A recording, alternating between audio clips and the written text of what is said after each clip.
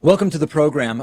In a little bit, I'm going to talk to you about the military mobilization that is happening at significant cost to you as a taxpayer, related to the immigrant caravan that is very, very slowly approaching the U.S.-Mexico border. But first, we have absolutely gigantic immigration news.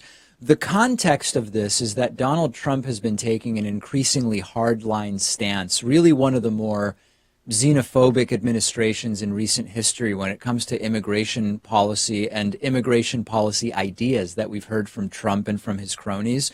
And it was now revealed in an interview with Axios on HBO that Donald Trump is indeed in the process of ending birthright citizenship by executive order. I guess I should better say attempting to do that, because there are some serious legal questions as to whether this is even constitutionally possible, and we're going to get to that. But the way that we learned that this was going on is that Axios, in advance of their interview on HBO with Donald Trump, learned from sources within the administration that Donald Trump was plotting this. He was getting legal advice about whether it's possible to end birthright citizenship without making a change to the Constitution's 14th Amendment. And Trump seemed surprised by the fact that his interviewers knew this during the interview, but he did admit that he's doing it and that there is a plan to do it. Let's take a look at this clip from Axios on HBO.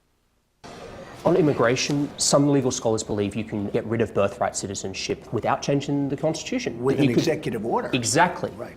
Have you thought about that? Yes.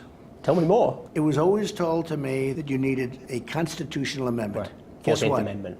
You don't. You don't. Number one, you don't need that. Number two, I mean, that's in dispute. You could definitely That's very much in dispute. Well, you can definitely do it with an act of Congress, but now they're saying I can do it just with an executive order.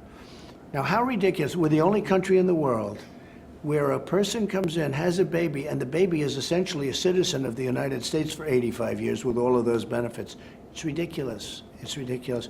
And it has to end. Have you talked about that with council? Yeah, I have. So where in the process? It's in the process. It'll happen.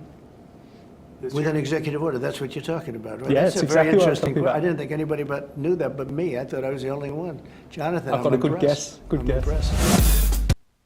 So Trump visibly surprised there that Axios knew about it, but he admits it. And I think this is such a massive story that we sort of have to segment it to even talk about it in any reasonable way. So let's first talk about the legal and then the kind of moral and practical and political. First, the legal argument Trump is making is that via executive order, you can effectively end birthright citizenship without changing the Constitution. The Constitution has amendments to it.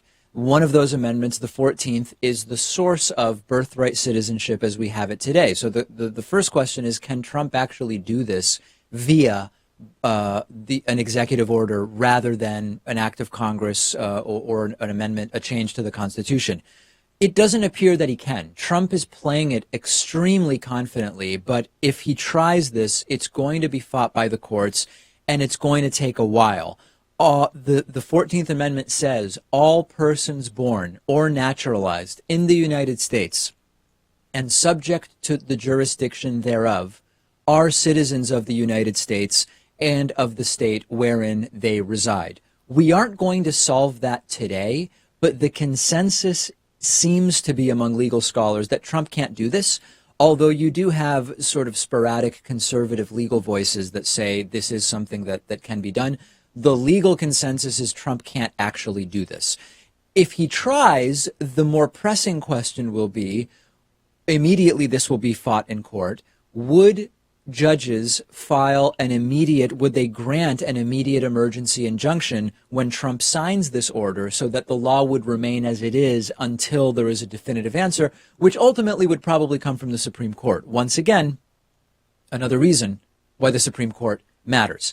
I would argue that this is an authoritarian attempt by Trump to overstep the spirit of the Constitution, even if he were legally able to do it, which again, the legal consensus right now is that he's not able to do. What about the moral and the practical? I'll tell you what is not a good argument in favor of birthright citizenship. This is really important. Saying that it's been this way for a long time and so it should stay this way is not a good argument. When you make the argument from incumbency that this is the way we've done it for a while, you end up in some logical quandaries that I think are problematic. So we should be able to defend the policy on its merits, not the fact that it's how we've been doing it. It also, by the way, isn't quite so simple because we didn't always have a 14th Amendment. The 14th Amendment also wasn't always applied in the way that it is now to undocumented immigrants. So I don't think that the precedent argument is a good argument. The argument I would make is that if you get rid of birthright citizenship, to which country do you deport someone who has been born and raised in the United States exclusively? Do you send them to the country their parents came from, to which they have no connection? What if the parents are dead? Do you still deport them to some country they've maybe never even been to? That's extraordinarily problematic. And more importantly, we don't punish, or we shouldn't punish kids for decisions that their parents made, period.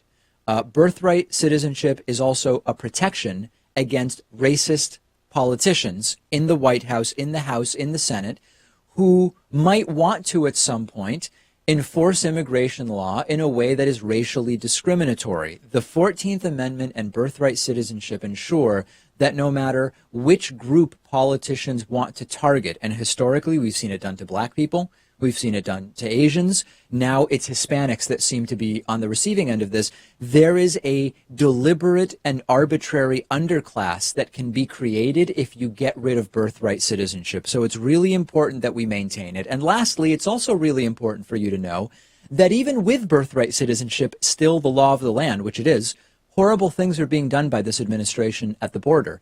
The Trump administration has already been denying passport renewals to Latinos near the border. They have been trying to deport minority U.S. citizens without due process. Trump said it himself he would like to do it. So we are seeing the underpinnings of building a de facto white ethno-state through immigration policy. It's a horrible reality. And I believe that this is also being talked about now as a distraction from the flurry of right-wing violence, which is plaguing the United States. The cycle is something starts impacting Trump's poll numbers the way that his poll numbers have been dipping since mid-September. So all of a sudden, the focus is on something like this. We're going to talk about it in significant detail, but we also should talk about the immigrant caravan.